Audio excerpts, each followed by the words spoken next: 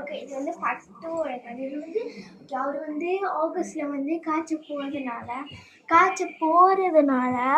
அவருக்கு வந்து காய்ச்சல் போகிறதுனால காய்ச்சல் போயிட்டோடனே ரொம்ப ஹாப்பி ஆகினாங்க. அப்புறம் ஃபர்ஸ்ட் டே ஒரே ஒரு நாள் வெளியே போயிட்டோடனே கால் கழுவிட்டு மஞ்சள் தண்ணி தெளிச்சிட்டோடனே அந்த உடம்புல அந்த பேய் இருக்குன்னு சொல்லலை. அது விட்டு வெளியே போயிடுச்சு. வெளியே போயிட்டோடனே அவருக்கே தெரியல என்னதான் நம்ம உடம்புக்குள்ள நம்ம என்னதான் நடக்குது அப்படின்ட்டு அவருக்கே தெரியல. நடக்குதுன்ட்டு அப்புறம் எல்லாம் வந்து வா வா வா அப்படின்னு கூப்பிட்டு அவரும் சந்தோஷமா இருந்தாரு.